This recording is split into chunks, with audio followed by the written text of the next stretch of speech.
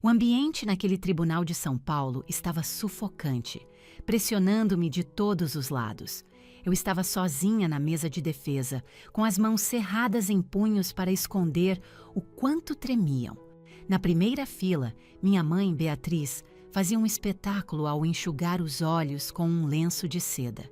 As lágrimas eram delicadas, silenciosas e cronometradas para causar o máximo impacto. Era uma atuação digna de um prêmio de melhor atriz. Ao lado dela, meu pai, Ricardo, exibia uma expressão de pedra, com o queixo travado em uma linha rígida. Seu aceno solene transmitia a história fabricada deles para toda a sala. A de que eu era irresponsável e que tinha jogado minha vida fora. Meu irmão mais velho, Tiago, nem sequer fingia. Um sorriso presunçoso brincava em seus lábios. Ele estava saboreando aquilo, esperando que eu me despedaçasse. Essas eram as pessoas que deveriam ser meus protetores, minha família.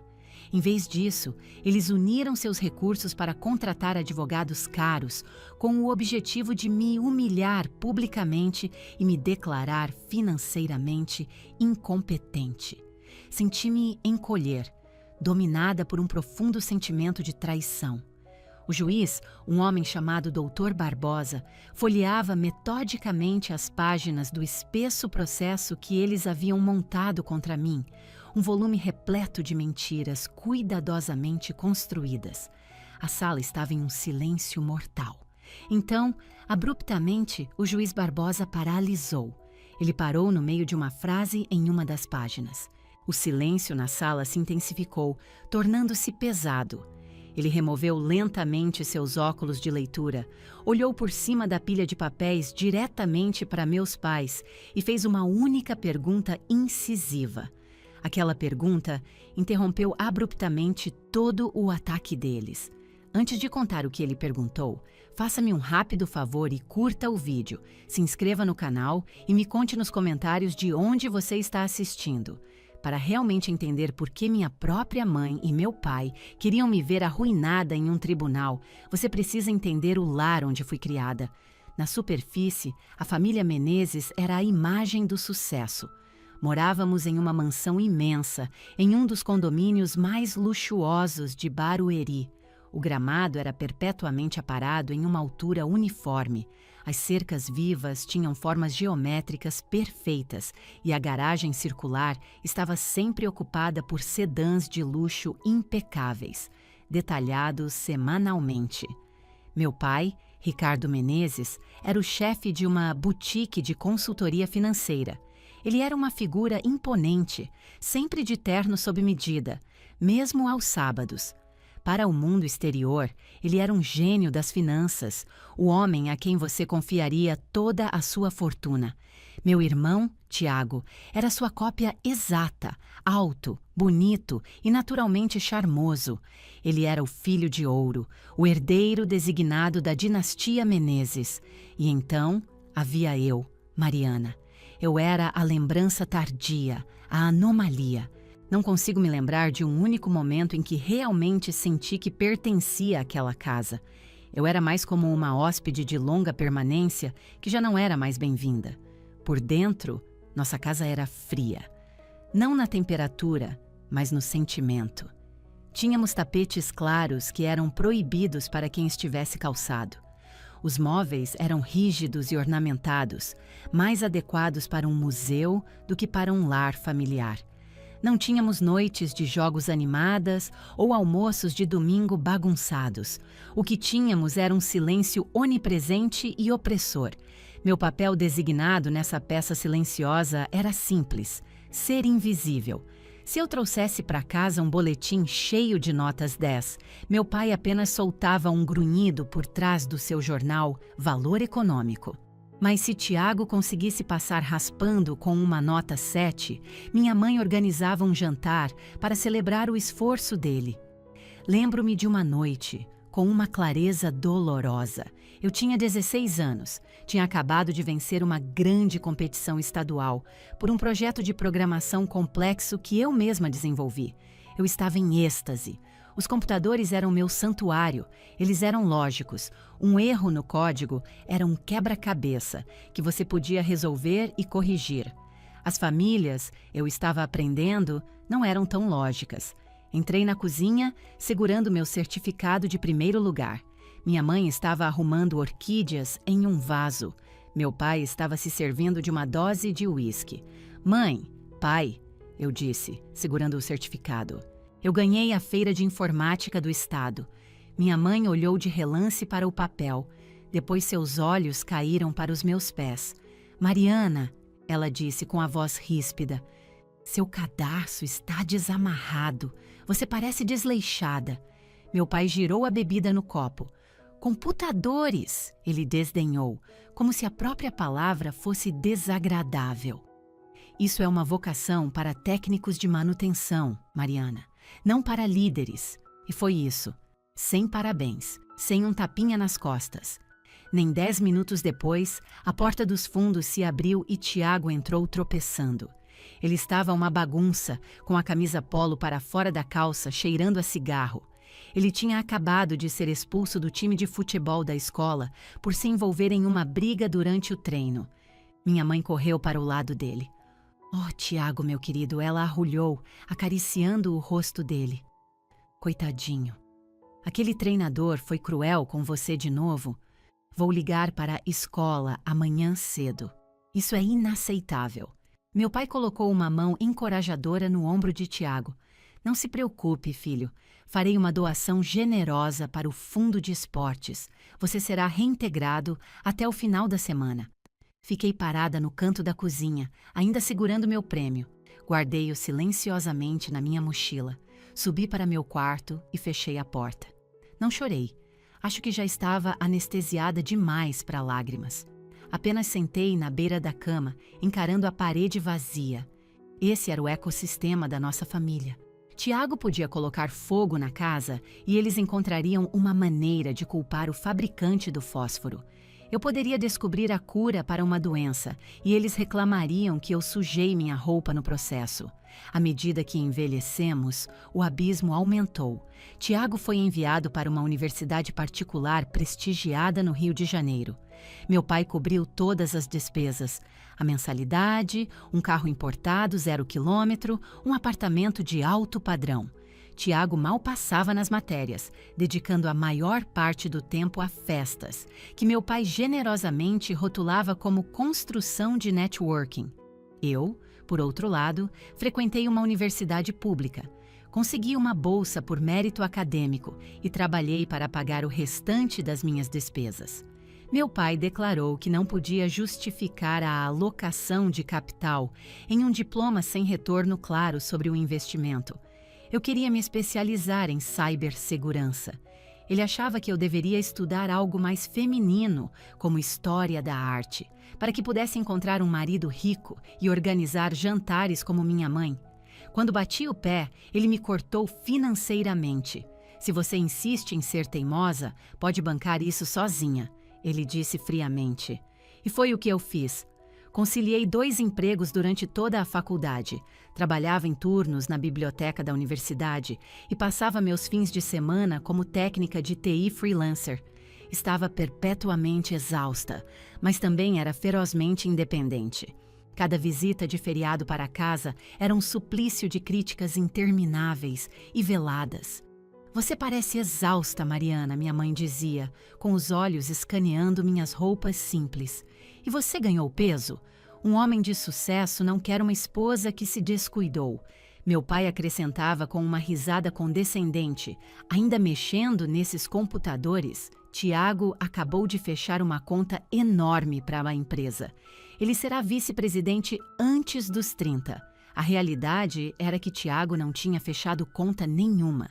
Ele estava apenas ocupando uma sala de canto espaçosa na empresa do meu pai, delegando seu trabalho para funcionários juniores que estavam intimidados demais para recusar. Tiago simplesmente colhia os elogios, mas eu mantive minha boca fechada. Aprendi cedo que me defender só piorava as coisas. Qualquer tentativa era descartada como eu sendo excessivamente emocional ou invejosa. Você sempre teve tanta inveja do seu irmão, Mariana? Minha mãe suspirava dramaticamente. É uma qualidade tão feia. Eu não tinha inveja. Eu estava ferida. Eu ansiava para que eles me vissem, para que reconhecessem a pessoa que eu realmente era, não a pessoa que eles desejavam que eu fosse. Mas quando completei 22 anos, aceitei que isso nunca aconteceria. Eles eram apaixonados pela ideia de uma família perfeita. Tiago se encaixava perfeitamente nessa ideia porque era um fantoche disposto. Eu não me encaixava porque tinha minhas próprias ambições. Eu era a ovelha negra, a decepção, a estranha no ninho. Eles me subestimaram completamente. Confundiram minha natureza silenciosa com fraqueza. Viram minhas roupas de segunda mão e assumiram que eu estava na miséria. Interpretaram minha bondade como ingenuidade. Estavam errados em todos os pontos, mas deixei que mantivessem suas ilusões. Era mais seguro para mim dessa forma. O dia em que finalmente saí de casa de vez foi o dia mais libertador da minha vida. Não houve discussão aos gritos, nem saída dramática. Simplesmente carreguei meus pertences no meu sedã velho e dirigi para longe. Meus pais nem se deram ao trabalho de vir até a porta para se despedir. Encontrei um apartamento minúsculo na capital. Os canos faziam barulho e a rua lá embaixo era sempre barulhenta, mas era tudo meu. Alguns meses depois, conheci o Bruno. Bruno era o oposto polar da minha família. Ele não era rico nem obcecado por status. Era um professor de física do ensino médio que dirigia uma caminhonete de 10 anos e vivia de camisas de flanela. Mas ele era profundamente gentil. Ele ouvia de verdade quando eu falava. Ele nunca olhava além de mim para procurar alguém mais influente na sala. Quando o levei para conhecer meus pais, foi um desastre total. Minha mãe encarou as botas de trabalho gastas de Bruno como se ele tivesse trazido lama para o seu tapete precioso. Meu pai o interrogou. Então, dar aulas. Isso é um arranjo temporário até você encontrar uma carreira de verdade? Bruno apenas sorriu educadamente. Eu amo ensinar, senhor. Acredito que seja um trabalho importante. Meu pai soltou uma risada fria e desdenhosa. Importante, talvez, mas não paga exatamente por uma casa de praia no Guarujá, não é? Chorei no caminho de volta para a cidade, pedindo desculpas profusamente. Sinto muito, muito mesmo. Eles são horríveis. Nunca mais precisamos vê-los. Bruno pegou minha mão. Mariana, pare. As opiniões deles não definem você. Você não é eles. Eu amo você. Não há aprovação deles. Casamos 6 meses depois em uma cerimônia pequena e linda em um jardim botânico. Meus pais compareceram, mas sentaram na última fila e saíram logo após trocarmos os votos, pulando a recepção. O presente de casamento deles chegou uma semana depois. Um conjunto de facas de carne de prata ornamentadas com um bilhete que dizia: "Tente manter o brilho delas." Eu não me importei. Eu tinha o Bruno e eu tinha um plano. Eu vinha trabalhando para uma grande corporação de tecnologia, corrigindo suas vulnerabilidades de segurança. Vi em primeira mão como essas empresas imensas estavam expostas. Elas guardavam montanhas de dados privados, mas suas defesas digitais estavam cheias de furos. Elas estavam desesperadas por proteção real. Então, do segundo quarto do nosso apartamento, lancei minha própria empresa, Fortaleza Digital. Trabalhei 18 horas por dia, programando até minha visão embaçar, sobrevivendo de café barato e macarrão instantâneo para investir cada centavo extra em servidores e software. Bruno nos sustentou com seu salário de professor, sendo uma fonte constante de encorajamento. "Você é um gênio, Mariana." Ele me dizia às 2 da manhã quando eu estava prestes a desistir. "Apenas continue." E então, as coisas começaram a decolar. Consegui um contrato com um banco regional de médio porte. Isso levou a um contrato com uma rede de hospitais e depois com uma grande corporação de varejo nacional. A receita começou a fluir. No início, era apenas o suficiente para cobrir nossas despesas. Depois, foi o suficiente para a entrada de uma casa. Em pouco tempo, era o suficiente para comprar 10 casas. Minha pequena empresa explodiu. Contratei meu primeiro funcionário, depois 5, depois 50. Em 4 anos, a Fortaleza Digital era uma das principais empresas de cibersegurança do país. Eu era a CEO. Eu era multimilionária. E aqui está a parte crucial. Não contei nada à minha família. Eu sabia exatamente o que aconteceria se eles descobrissem meu sucesso. De repente, eu não seria a decepção da família. Eu seria o banco da família. Meu pai exigiria me aconselhar sobre meus investimentos, o que era um código para desviá-los para sua empresa falida. Minha mãe insistiria em redecorar minha vida. Tiago apareceria pedindo um cargo de alto escalão, onde não precisasse trabalhar. Eles me cercariam e tentariam assumir o controle. Então fiz uma escolha consciente. Eu esconderia meu sucesso. Sempre que visitava nos feriados, dirigia meu carro velho, deixando meu novo SUV elétrico na garagem de casa. Usava roupas simples e sem marca, embora meu closet estivesse cheio de trajes executivos de grife. Nunca usei meu relógio ou joias verdadeiras perto deles. Deixei que vivessem no mundo que haviam construído, onde eu ainda era a filha sofrida e mal orientada. Então, Mariana, meu pai dizia condescendentemente durante o jantar de Natal: "Como vai aquele seu hobby de computador? Ainda consertando telas quebradas?" Eu olhava para o meu prato e murmurava: "Está indo bem, pai. Dá para pagar o aluguel. As coisas estão um pouco paradas agora." Minha mãe oferecia um olhar de piedade. Oh, coitadinha. Bem, nem todo mundo nasceu para o mundo das altas finanças. O Tiago contou que acabou de comprar uma lancha nova. "Que maravilha!" eu respondia com um sorriso plácido. "Estou tão feliz por ele." Eu não tinha mais inveja. Sentia uma sensação secreta de poder. Nunca esquecerei um Natal em particular. Estávamos todos reunidos na sala cavernosa deles. Tiago estava se gabando de uma viagem de esqui que estava planejando para os Alpes, exibindo um relógio que valia mais do que o meu primeiro apartamento. "Você deveria vir conosco, Mariana", ele disse com um sorriso sarcástico. "Ah, é verdade, é bem caro. Talvez no ano que vem, se você economizar cada centavo." Meu pai riu para dentro do seu copo. "Não provoque sua irmã, Tiago. Nem todos podemos ser grandes empreendedores." Eu apenas sorri e tomei um gole de água. No dia anterior, eu tinha fechado pessoalmente um negócio de 75 milhões de reais. Eu poderia ter comprado toda-se a estação de esqui que Tiago estava visitando, mas não disse nada. O silêncio havia se tornado minha armadura. Enquanto eles acreditassem que eu estava mal conseguindo sobreviver, me deixavam em paz. Não me pediam empréstimos ou favores, apenas tinham pena de mim. E a pena era uma forma de distância, uma forma de segurança. Construí uma vida maravilhosa com o Bruno. Compramos uma bela casa de campo moderna em um terreno de 10 hectares a 1 hora da cidade. Tínhamos um pequeno estábulo com cavalos.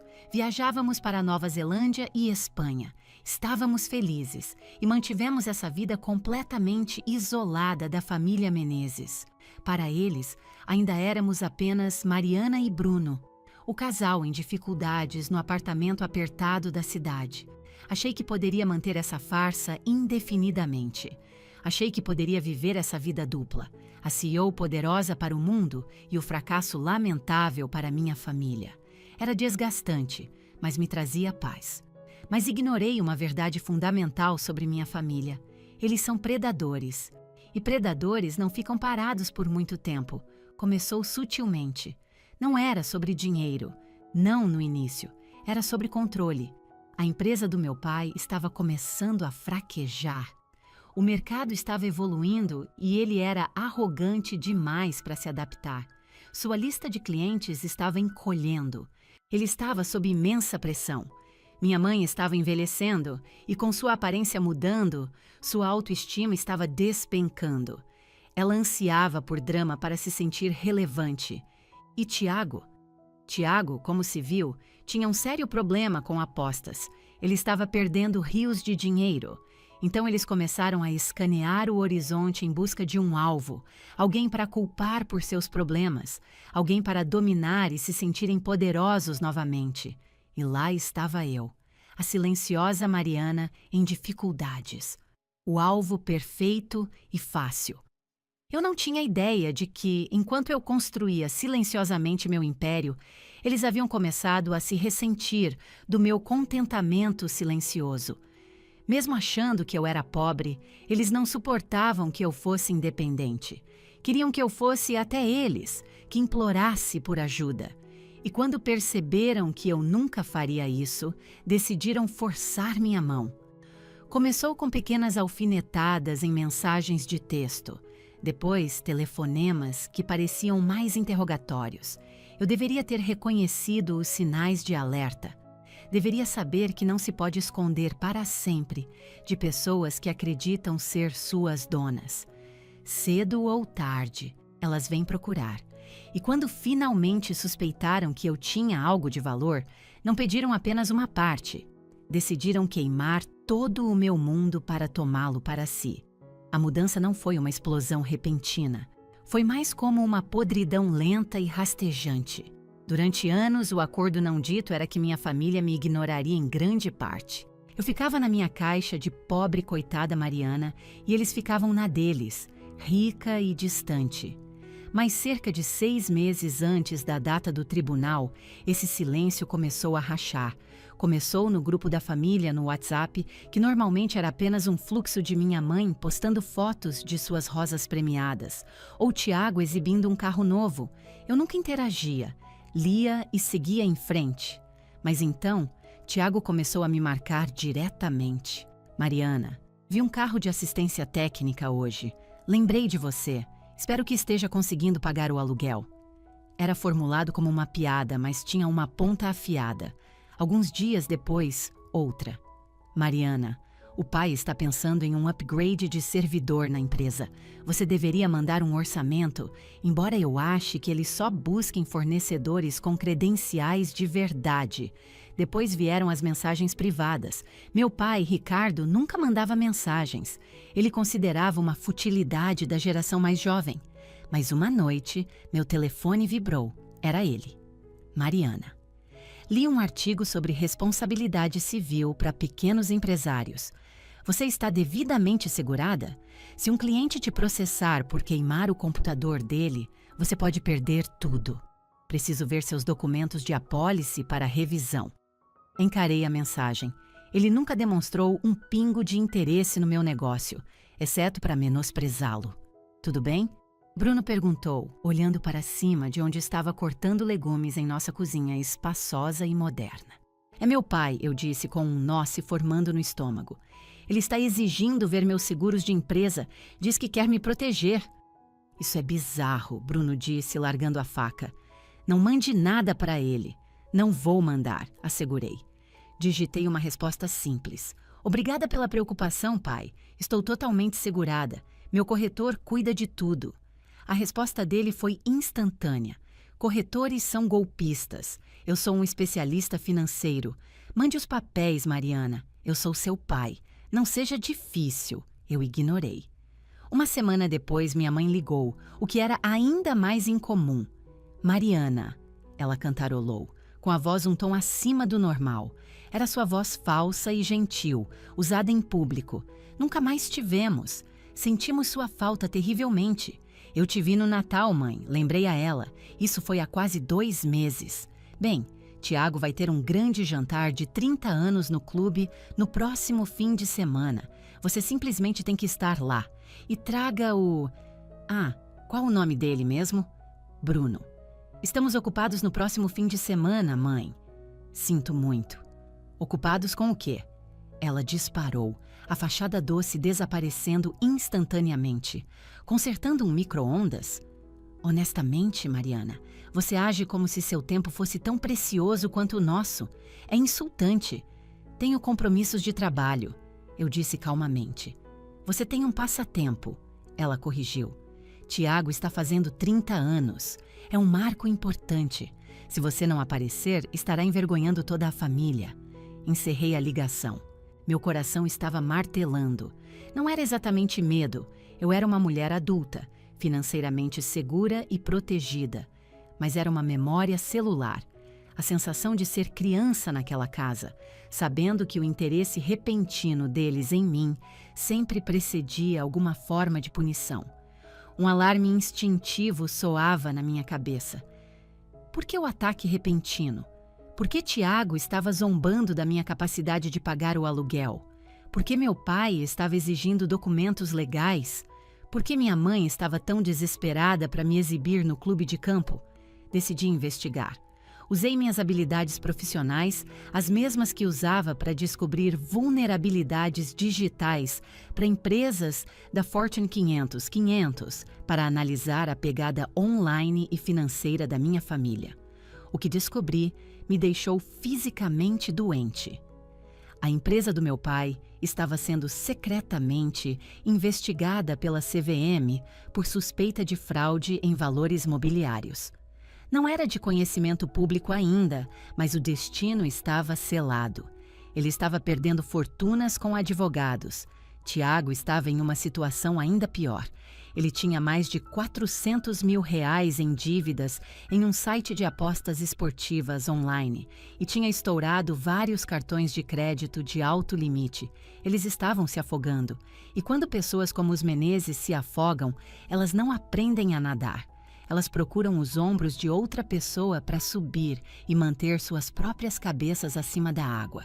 Eles estavam me cercando, farejando fraqueza. Talvez eu tivesse deixado escapar algo. Talvez eu tivesse sido vista no meu carro de verdade. Ou talvez eles apenas achassem que, mesmo que eu fosse pequena, eu poderia ser espremida para render alguns milhares de reais. Mostrei ao Bruno o que encontrei. Eles estão desesperados. Eu disse, com a voz baixa. Eles virão atrás de nós. Que venham, Bruno disse com o queixo rígido. Temos os melhores advogados de São Paulo. Temos sistemas de segurança. Você não é mais aquela menininha, Mariana. Você não entende, eu disse a ele. Eles não seguem regras. Na cabeça deles, eles ainda são meus donos. Parei de atender as ligações.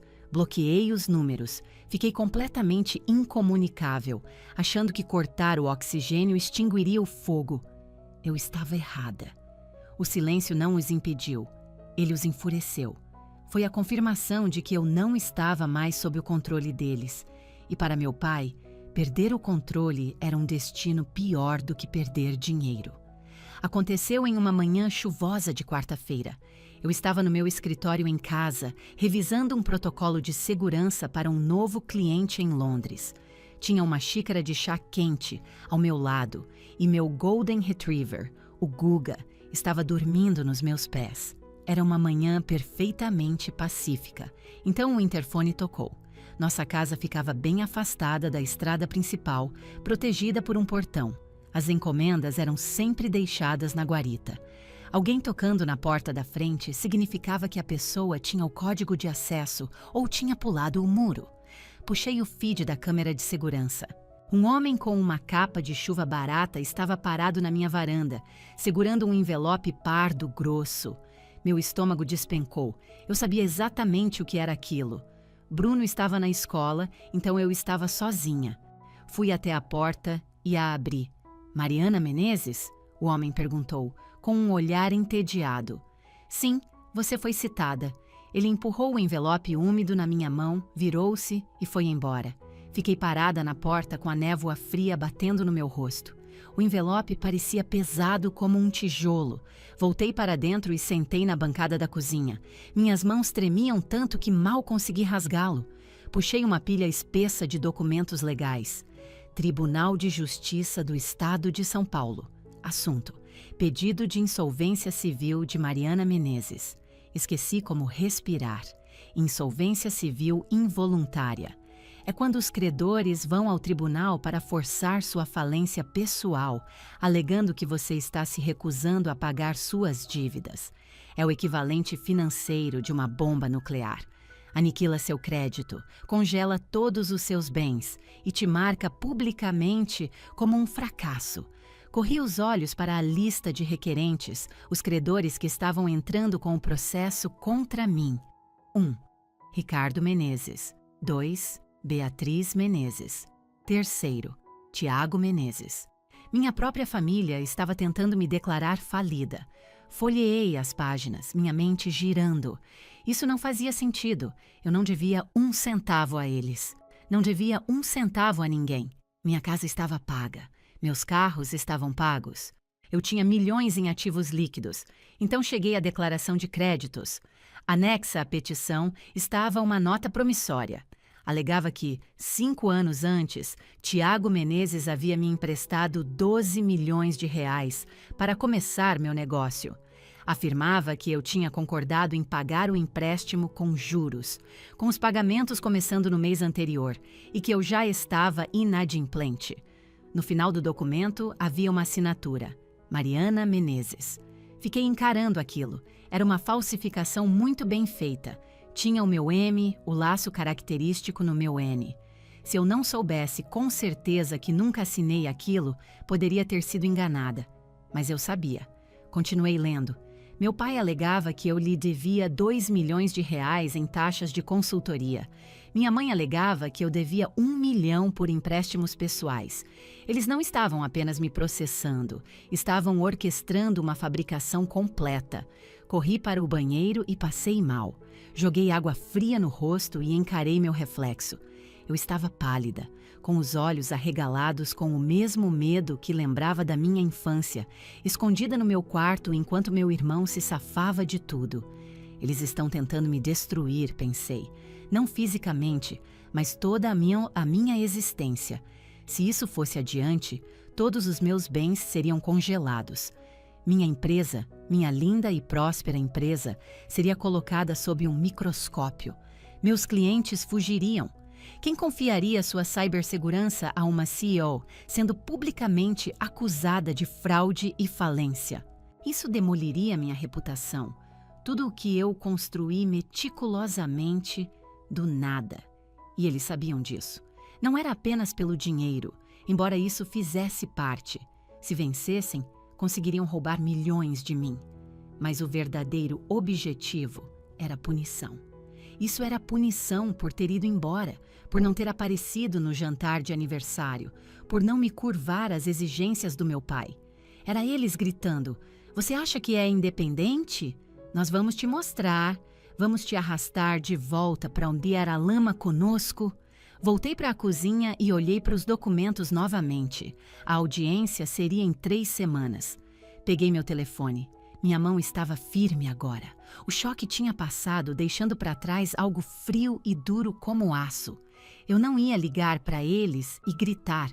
Não ia mandar mensagem para minha mãe perguntando como ela pôde trair a própria filha. Isso é o que a antiga Mariana, a vítima, teria feito. Eu não era mais uma vítima. Eu era a CEO da Fortaleza Digital. Eu caçava cibercriminosos para viver. Eu sabia como lidar com valentões. Disquei um número de memória. Escritório da doutora Heloísa Mendes. Uma voz nítida atendeu. Heloísa Mendes era a advogada mais temida de São Paulo, conhecida nos círculos jurídicos como a Onça. "Aqui é Mariana Menezes", eu disse, com a voz um tom mais baixo que o habitual. "Preciso contratar a doutora Heloísa. É uma emergência. Minha família acaba de declarar guerra." Desliguei e fiquei olhando pela janela para a chuva. Eles queriam me arrastar para um tribunal? Ótimo. Achavam que estavam arrastando uma menininha assustada e falida. Não tinham ideia de quem estava prestes a passar por aquelas portas do fórum. Queriam um espetáculo? Eu daria um que eles nunca esqueceriam.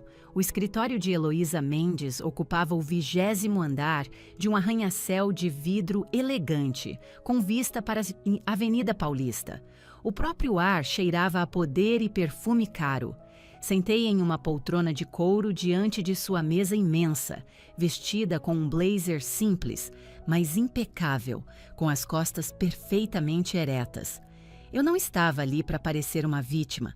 Heloísa era uma mulher pequena, com um corte de cabelo Chanel severo e óculos que pareciam dissecar tudo o que olhavam. Ela não perdeu tempo com amenidades. "Vamos direto ao ponto", ela disse, batendo no envelope pardo que eu coloquei em sua mesa. Sua mãe, seu pai e seu irmão estão pedindo sua insolvência civil. Alegam que você deve a eles um total de 15 milhões de reais. Isso mesmo, eu disse. E você deve?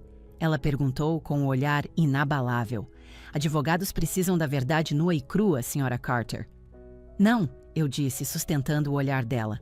Não aceitei um centavo deles desde que saí para a faculdade. Os documentos são fraudulentos. Heloísa examinou as páginas, seus olhos correndo rapidamente. Ela parou na nota promissória com minha assinatura falsificada e tirou uma lupa de joalheiro de uma gaveta da mesa. Parecia anacrônico naquele escritório de alta tecnologia, mas ela analisou a tinta com foco intenso. É uma falsificação habilidosa, ela murmurou, mas é limpa demais. Veja aqui, a pressão da caneta é não naturalmente uniforme. Uma assinatura genuína tem variações de pressão. Isso parece ter sido traçado de uma fonte digital. Ela largou a página e recostou-se na cadeira. Aqui está o problema, Sra. Carter. Processos de insolvência podem ser rápidos. Eles veem uma alegação de dívida e querem ver ativos. Se sua família convencer o juiz de que você é insolvente, que suas dívidas superam seus bens, o tribunal nomeará imediatamente um administrador para liquidar tudo o que você possui. Eles vão confiscar suas contas bancárias, sua casa, tudo. Eles acham que estou quebrada, eu disse suavemente. Heloísa ergueu uma sobrancelha perfeitamente desenhada. E você está? Alcancei minha pasta e tirei um portfólio encadernado grosso, deslizando-o pela madeira polida da mesa dela. Estas são minhas demonstrações financeiras pessoais certificadas, eu disse, e os balanços auditados da minha empresa, Fortaleza Digital. Heloísa abriu o portfólio, leu a primeira página com a expressão indecifrável, virou para a próxima. Vi que ela piscou, apenas uma vez. Virou outra página. Então olhou para mim e, pela primeira vez, um lampejo de surpresa genuína cruzou seu rosto. Você é a fundadora da Fortaleza Digital? Ela perguntou. Sou eu, e você tem 85 milhões de reais em ativos pessoais líquidos? E a última avaliação da sua empresa foi de... Ela releu o número para ter certeza. Mais de 450 milhões de reais, completei para ela. Heloísa fechou o portfólio lentamente. Um sorriso pequeno e perigoso formou-se em seus lábios. Era o sorriso de um predador que acabara de sentir o cheiro de sangue. Sua família tem alguma ideia disso? Ela perguntou. Nenhuma, eu disse. Eles acham que conserto computadores na minha garagem por uns trocados. Acham que esse processo vai me esmagar porque eu não teria condições nem de pagar bom advogado. Heloísa soltou uma risada curta e afiada. Oh, isso vai ser magnífico. Passamos as 4 horas seguintes traçando nossa estratégia. Heloísa era uma gênia tática. Nosso objetivo não era apenas vencer, era desmantelar completamente o caso deles e expor suas mentiras. Contratamos o melhor perito grafotécnico do país para certificar oficialmente a assinatura como falsificação. Solicitamos a quebra do meu próprio sigilo bancário de uma década para provar que nem um único real jamais foi transferido para mim das contas deles. Eles cometeram um erro crítico, Heloísa explicou, andando pelo escritório. Entraram com esta petição sob pena de perjúrio. Juraram perante um juiz federal que essas dívidas são reais. Quando provarmos que são fabricadas, o caso não é apenas arquivado. Torna-se um crime federal. Estamos falando de fraude, conspiração. Eu não quero que eles vão para a cadeia, eu disse, sentindo uma pontada de culpa antiga e condicionada. Eles ainda eram minha família. Heloísa parou e inclinou-se sobre a mesa. Mariana, eles estão tentando te executar financeiramente. Se tivessem tido sucesso, você teria perdido sua casa, sua empresa, todo o trabalho da sua vida. Isso não é uma briguinha de família. Você não leva um travesseiro para um tiroteio. Ela tinha razão. Respirei fundo e consenti. Tudo bem, faça o que for necessário. Uma condição, Heloísa disse, levantando um dedo. A partir deste momento, você não terá contato com eles, sem ligações, sem mensagens. Se aparecerem na sua porta, você não abre, chama a polícia. Qualquer comunicação pode e será distorcida contra você. Seu silêncio agora é sua arma mais poderosa. Nas 2 semanas seguintes, vivi em um silêncio autoimposto enquanto meu telefone explodia. Chamada perdida. Mãe, 5. Chamada perdida. Pai, 3. Mensagem de Tiago. Por que está nos ignorando? A data do tribunal está chegando. Podemos resolver tudo isso se você apenas admitir que precisa da nossa ajuda. Li a mensagem e a apaguei. Admitir que precisa de ajuda. Esse era o jogo todo.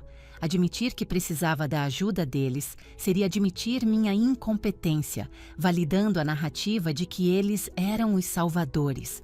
Foram as 2 semanas mais difíceis da minha vida. Eu queria desesperadamente gritar com eles, dirigir até a mansão perfeita deles e esfregar meus extratos bancários em seus rostos, gritar que sou mais bem-sucedida do que todos eles juntos. Mas me segurei. Bruno era meu porto seguro. Ele me segurava quando eu acordava de pesadelos com o coração disparado. Eles vão parecer tão tolos, ele sussurrou para mim uma noite. Mal posso esperar para ver a cara do Tiago. Não me importo com as caras deles, eu disse no escuro. Só quero ser livre. Na noite anterior à audiência, o sono foi impossível. Sentei na minha cozinha tomando uma xícara de chá, olhando ao redor para o lar que Bruno e eu havíamos construído. Eu conquistei cada coisa que havia ali. Eles queriam roubar o crédito pela minha vida. Queriam ser os autores da minha história. Fosse uma história de sucesso que eles orquestraram ou uma história de fracasso que eles causaram. Amanhã, eu estava pegando a caneta de volta. A manhã da audiência estava cinzenta e garoando, um clima apropriado para um funeral. E, de certa forma, era o que era. Eu estava lá para enterrar a pessoa que eles achavam que eu era. Vesti-me com intenção. Não com minhas roupas casuais de sempre, mas com um terno preto feito sob medida que custou mais do que o meu primeiro carro. Usei saltos que faziam um clique nítido e autoritário nos pisos de mármore. Prendi meu cabelo em um coque apertado e severo. Quando me olhei no espelho, não vi a Mariana, filha. Vi Mariana Menezes, a CEO. Pronta? Bruno perguntou. Ele estava em seu melhor terno, parecendo ao mesmo tempo bonito e protetor. Vamos lá, eu disse. O fórum fervilhava com uma energia frenética, mas o corredor do lado de fora da sala, 3C, estava estranhamente quieto. Eu os vi instantaneamente. Minha mãe, Beatriz, estava em um vestido preto sóbrio, segurando um lenço, interpretando o papel de uma mãe enlutada cuja filha se perdeu. Era um figurino patético. Meu pai, Ricardo, estava andando de um lado para o outro, verificando impacientemente seu relógio caro, como se todo aquele assunto fosse um inconveniente. E Tiago estava encostado na parede, sorrindo enquanto mexia no celular, a imagem de um gato que já havia encurralado o rato. No momento em que me viram, a atmosfera mudou. Minha mãe arquejou, uma peça de teatro perfeita. "Mariana!" Ela gritou, correndo em minha direção com os braços abertos. "Oh, graças a Deus você veio! Estávamos com tanto medo que você não aparecesse." Não diminuí o passo. Não aceitei o abraço dela. Apenas encarei seu olhar. "Olá, mãe", eu disse, com a voz desprovida de qualquer calor. Ela recuou um pouco, surpresa pelo meu tom. Estava acostumada comigo, murmurando, olhando para o chão. "Mariana", meu pai disse, entrando no meu caminho, usando sua voz retumbante e autoritária. "Olhe para você, toda arrumada. Não queríamos que chegasse a este ponto. Tentamos te ajudar. Guarde isso para o juiz, Ricardo", Heloísa Mendes disse, aparecendo ao meu lado como uma sombra. Meu pai olhou para Heloísa, claramente descartando-a como alguém sem importância. "E quem seria você? Sua defensora dativa." Heloísa sorriu, uma expressão fina e gélida. "Sou a mulher que vai pedir a grafia correta do seu nome para o registro do tribunal durante o seu interrogatório por perjúrio. Agora, se nos der licença." Ela passou por ele e eu a segui. O rosto do meu pai passou de presunçoso para vermelho carmesim. Ninguém falava com Ricardo Menezes daquela forma há décadas. Entramos na sala de audiências antiga, com painéis de madeira. Cheirava a poeira e papel velho. Minha família e o advogado deles, um antigo parceiro de golfe do meu pai chamado Dr. Antunes, ocuparam a mesa dos autores. Ele me lançou um olhar condescendente e piedoso, enquanto eu tomava meu lugar. Sentei-me à mesa da direita, com Bruno sentado logo atrás de mim na plateia. Heloísa sentou ao meu lado, organizando seus arquivos com a precisão de um cirurgião. Todos de pé, o oficial de justiça anunciou. O juiz Barbosa entrou. Era um homem mais velho com uma vasta cabeleira branca e um rosto que parecia esculpido em granito. Era conhecido por sua imparcialidade, mas tinha uma intolerância lendária por dramas e perda de tempo. Ele sentou, ajustou sua toga e abriu o processo. No assunto da insolvência civil involuntária de Mariana Menezes, ele começou. Todas as partes estão representadas? Sim, Excelência. O doutor Antunes disse, levantando-se. Represento os credores requerentes, a família da devedora. E eu represento a senhora Menezes, Heloísa declarou, permanecendo sentada até que o juiz a reconhecesse. Muito bem, o juiz Barbosa disse. Doutor Antunes, esta é uma petição séria.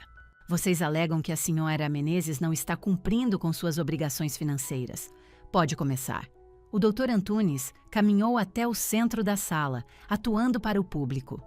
Excelência, ele começou, com a voz pingando uma falsa simpatia. Esta é uma tragédia familiar. Os Menezes são pilares da nossa sociedade. Ricardo e Beatriz deram à filha todas as vantagens: amor, apoio, uma excelente educação.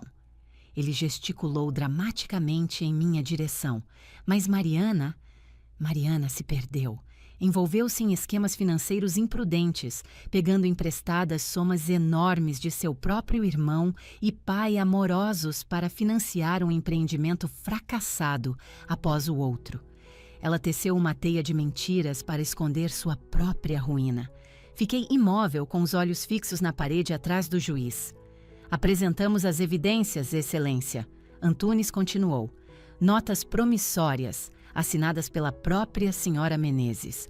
Um registro claro de inadimplência. Não estamos aqui para puni-la.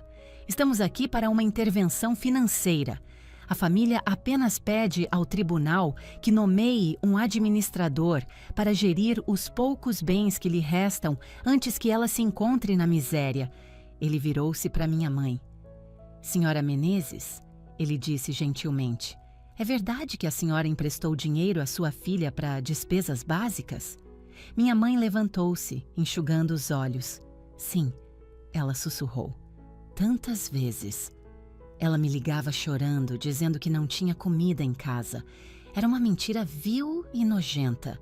Eu não pedia um centavo a ela desde que era adolescente. Atrás de mim, senti Bruno se tensionar de raiva. Coloquei a mão para trás, tocando seu joelho para sinalizar que ele ficasse calmo. O senhor Tiago Menezes, Antunes prosseguiu. O senhor emprestou à sua irmã 12 milhões de reais?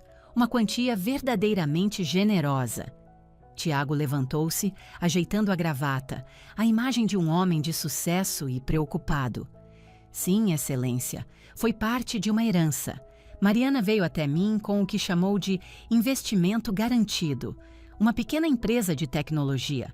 Eu confiei nela. E ela perdeu tudo. Agora ela nega que eu tenha lhe dado o dinheiro. Tiago olhou para mim com os olhos cheios de uma tristeza fingida.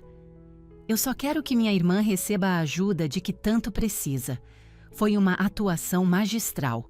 Se eu não estivesse vivendo a verdade, poderia ter acreditado neles. Estavam me pintando como uma criança problemática e descontrolada, e eles mesmos como a família sofrida tentando me salvar. O juiz Barbosa ouviu pacientemente, fazendo anotações.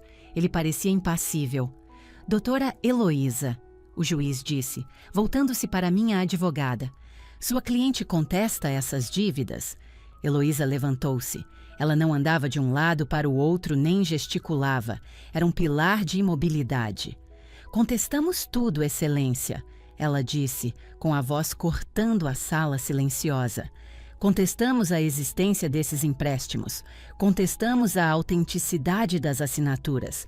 E certamente contestamos a alegação de que a senhora Menezes é insolvente. O Dr. Antunes soltou um deboche teatral.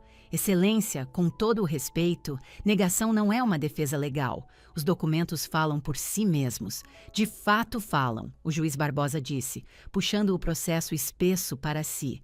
Tenho a nota promissória bem aqui, datada de 5 anos atrás.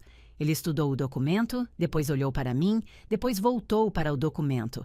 A sala ficou em silêncio. Minha mãe prendeu a respiração. O sorriso de Tiago estava fixo no rosto. Eles achavam que era o fim. Achavam que o juiz estava apenas cumprindo o protocolo antes de bater o martelo e acabar com a minha vida como eu a conhecia. Mas então o juiz Barbosa parou. Ele franziu a testa.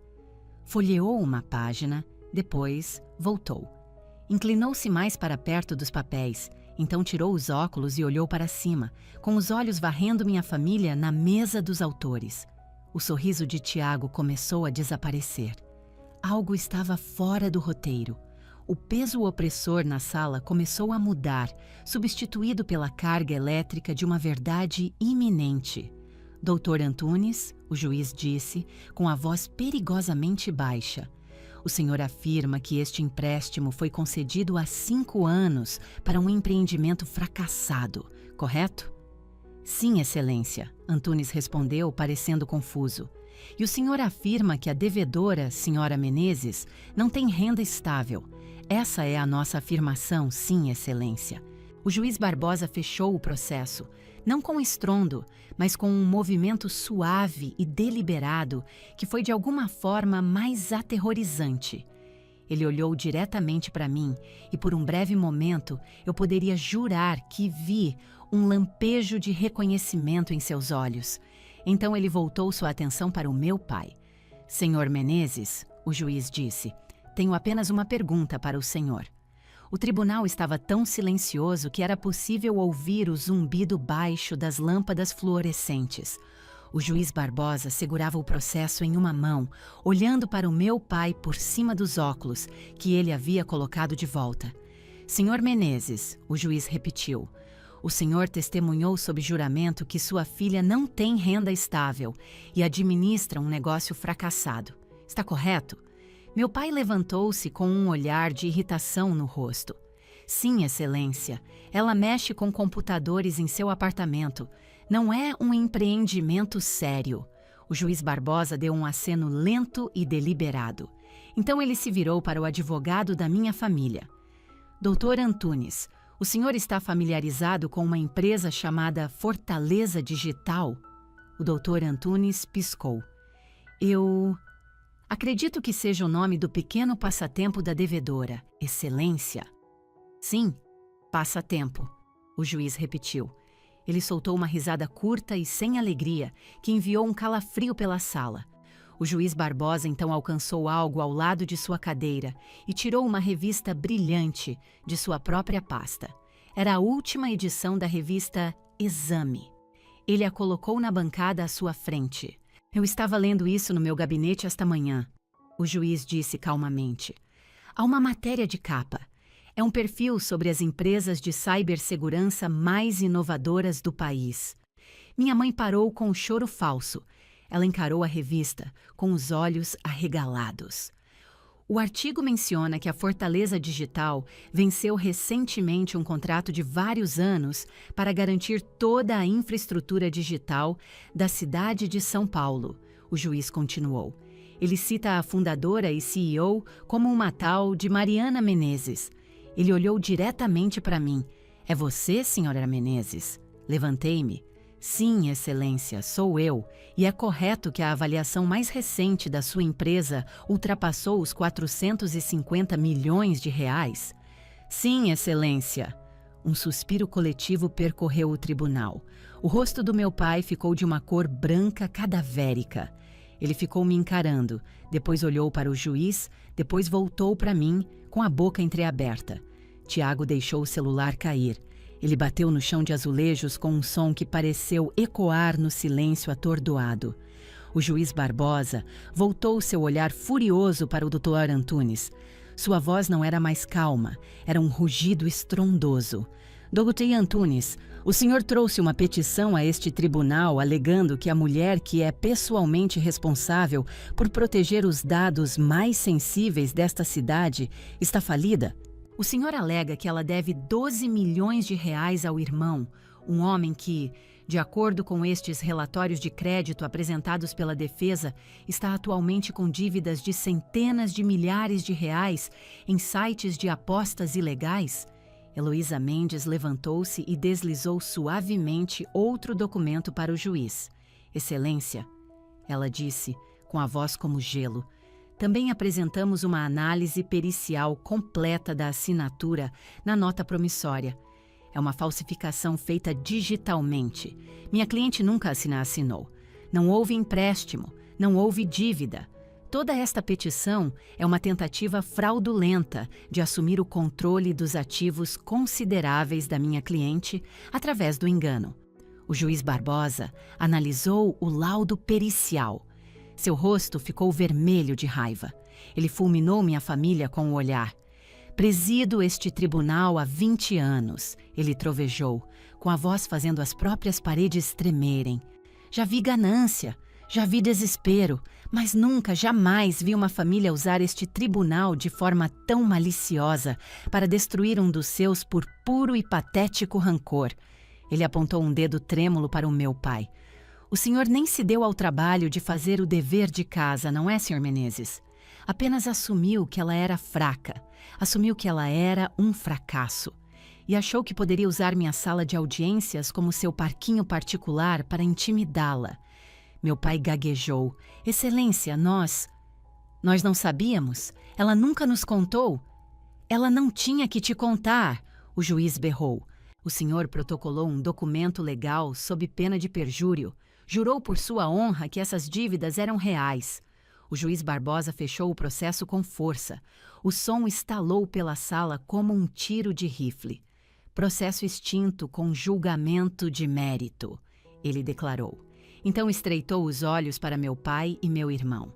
Além disso, estou encaminhando todo este assunto ao Ministério Público para uma investigação completa sobre perjúrio, conspiração para cometer fraude e falsificação de documentos.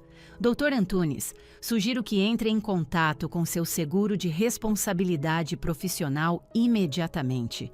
O senhor vai precisar. Está encerrada a audiência. O martelo bateu na madeira. Estava acabado. Em menos de 5 minutos, o mundo deles havia sido obliterado. Olhei para o outro lado do corredor. Tiago estava largado na cadeira, com a cabeça entre as mãos, balançando-se para a frente e para trás. Ele sabia o que uma investigação por fraude significava. Significava que suas apostas, suas dívidas, toda a sua vida fraudulenta seria esmiuçada. O filho de ouro estava acabado. Meu pai ficou paralisado, parecendo subitamente pequeno e frágil. Pela primeira vez na vida, ele não parecia imponente, apenas um velho tolo e arrogante. Minha mãe foi a primeira a reagir. Quando comecei a recolher meus papéis, ela correu pelo corredor e agarrou meu braço com um aperto de ferro. Mariana, ela sibilou com os olhos loucos de pânico. Mariana, você tem que parar com isso. Diga ao juiz que foi tudo um grande mal-entendido. Olhei para a mão dela com as unhas feitas no meu braço, depois para o seu rosto desesperado. Um mal-entendido? Perguntei calmamente. Você tentou me declarar insolvente, mãe. Tentou tirar minha casa. Estávamos te ajudando, ela gritou. Achamos que você estava em apuros. Só queríamos administrar seus negócios para que você não perdesse tudo. Somos sua família. Não, eu disse com a voz firme.